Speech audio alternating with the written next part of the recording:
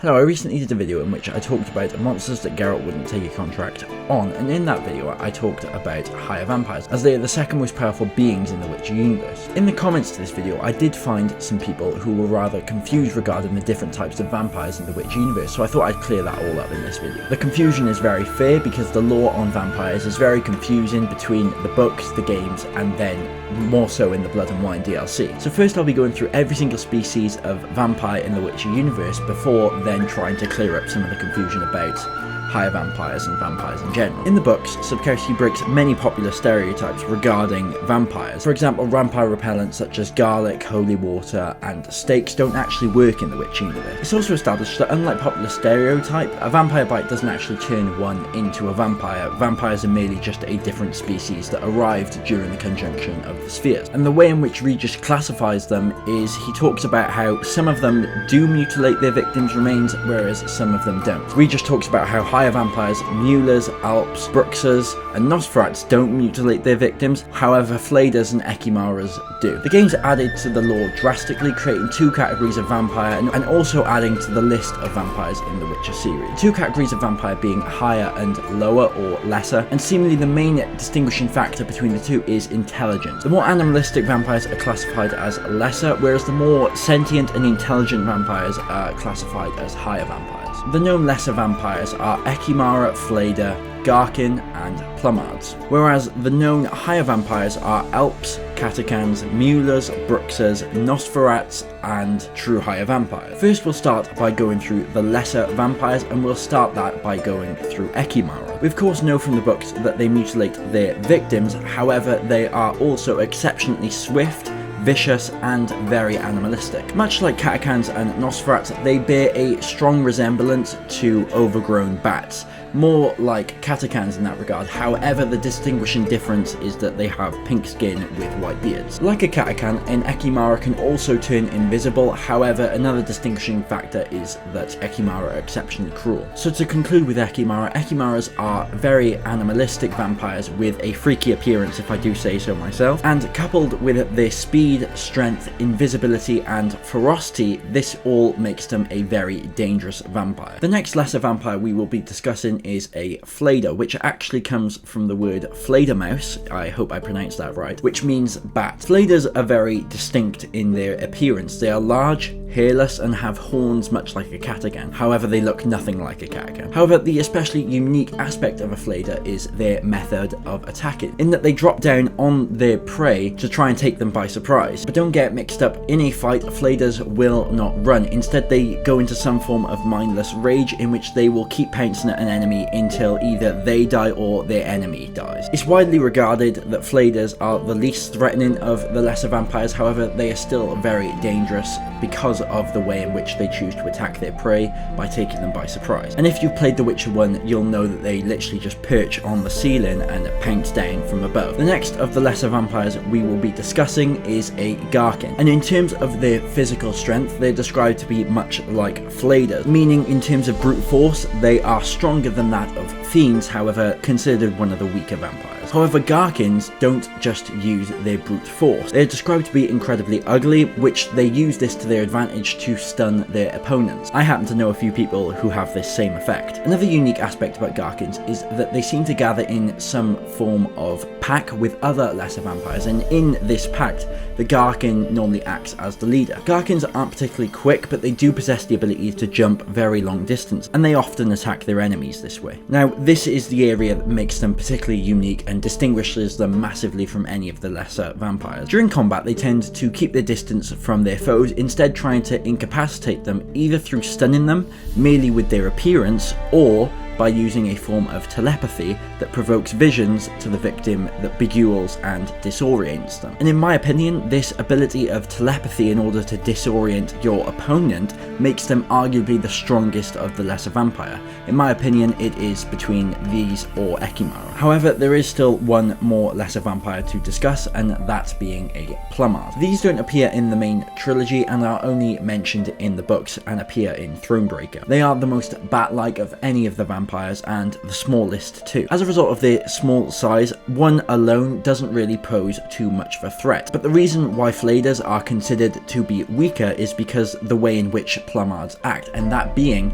that they gather in large groups and attack people in swarms. However, despite this, their main weakness is that they are one of the few vampires that are actually vulnerable to the sun. But since they aren't present in the main game trilogy or in the books, there's not really much I can say about these little guys. But this concludes the lesser vampires in The Witcher. Now moving on to the higher vampires. First, we should probably clarify some of the terminology about higher vampires, as this is a source of quite a lot of the confusion regarding higher vampires in the Witcher series. When I'm referring to higher vampires, I'm talking about the set of species of vampires that are much more intelligent and much more human-like. One of these species is called a higher vampire, and this is really the game's fault for creating confusion there. So when I'm talking about higher vampires like Regis and Detlef, I will be referring to them as true higher vampires. However, when I'm talking about higher vampires, I will be referring to the set of species of vampires. The first of the higher vampires we will be discussing is an Alp. Alps resemble elves with pale skin, red hair and pointed ears.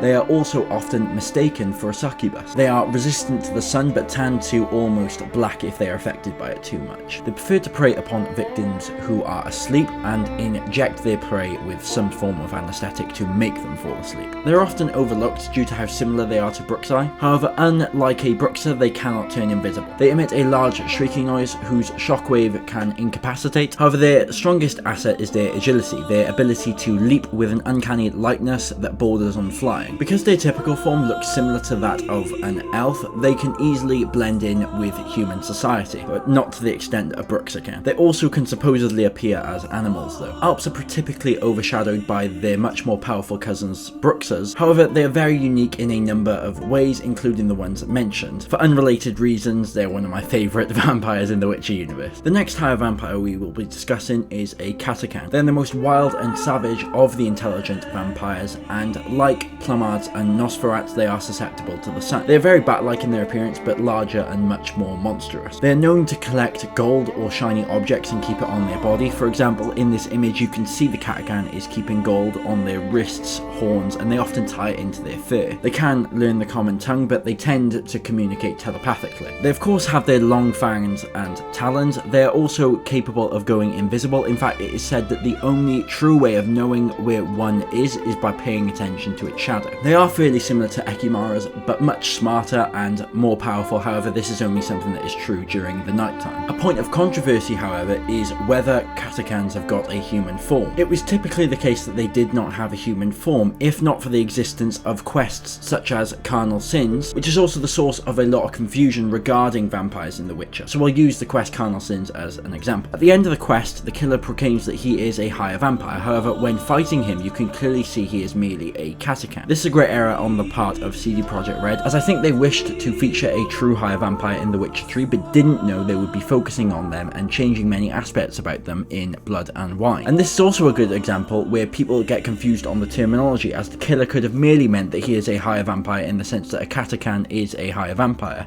not a true higher vampire. So as a result of the Carnal Sins quest and the quest involving the vampire that is resting underneath Novigrad, it is widely regarded that Catacans do have a human form, making them even more dangerous. The next vampire we will be discussing is a Mueller. These are incredibly similar to an Alp or a Bruxer, however they appear as males, not females. Beyond this, we don't really know too much about them. They were meant to be in The Witcher 3, however they got cut, but we do know some of their combat abilities from this. They have the ability to go invisible and turn into mist like a true higher vampire can, and after drinking blood they would enter something called a blood rage, which makes them significantly stronger and faster, meaning that the more the fight goes on, the more they bit you, the harder the fight would get. And I think that the blood rage aspect of it is what makes them quite interesting to me. I think it would have been interesting to see them in The Witcher 3, however I understand why they got cut due to their similarities to Alps and Bruxers. Speaking of Bruxite, they are the next form of higher vampires we are going to be discussing. They are very similar to Alps, but more powerful. They take on the appearance of a dark-haired young woman, but their natural form is a black bat with sharp fangs and claws. As well as their claws, they also have the ability to let out a scream that can send a man flying, as is true with Alps. Bruxite also have a habit of singing in their native language, especially after drinking blood. Their songs are described as silent, shrill, and sickening, which reminds me of the feeling that I get after listening to any Lana Del Rey song. Bruxite also have an incredible ability of manipulation. They have the ability to bend any human to their will by altering their dreams and turning them into horrible nightmares. In The Witcher 1, there is an instant where a Bruxer bit a human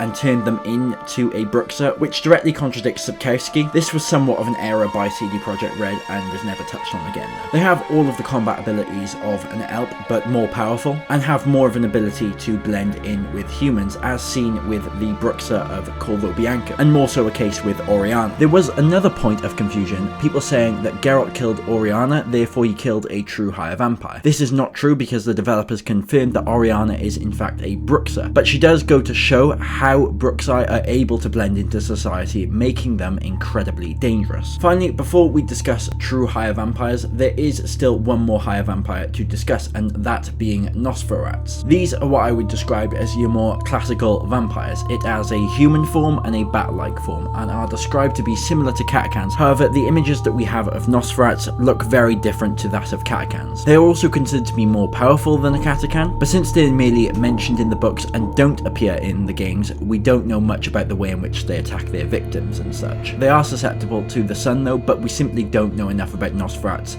for me to say much more than this. They are a race of vampire I am curious about though, and hopefully we get to see them one day in a future Witcher project. And finally, we come to true higher vampires. Probably the race of vampires that we know the most about, due to them being the focus of the Blood and Wine DLC and Regis playing such a large role in the books. It is considered that only a mutual thirst for blood is what relates higher vampires to their distant and more primitive cousins, Akimaras, Alps, Catacans, and the like. Higher vampires are considered the most human-like of any of the vampires. They not only resemble them in appearance, but also share human intelligence and behaviour patterns. True higher vampires are the vampires that are able to integrate into human society the best. It's even said that they are quite fond of cities, where they lead deceivingly normal lives, making them almost impossible to recognise at once. Yet, with all of these similarities to humans, the key difference is that higher vampires are immortal. Those who have faced them in combat and survived can be counted on one hand. The two that we know of are Vilgefortz and Geralt, although I don't believe he should have been able to beat one, but I discussed this in the previous video. However, they don't possess too much of a threat in day-to-day life because they are so rare and don't actually need blood to live. Instead, it is more like alcohol to them, and many have renounced the practice of feeding on humans altogether. Taking on a true higher vampire means almost certain death, as they have incredible strength,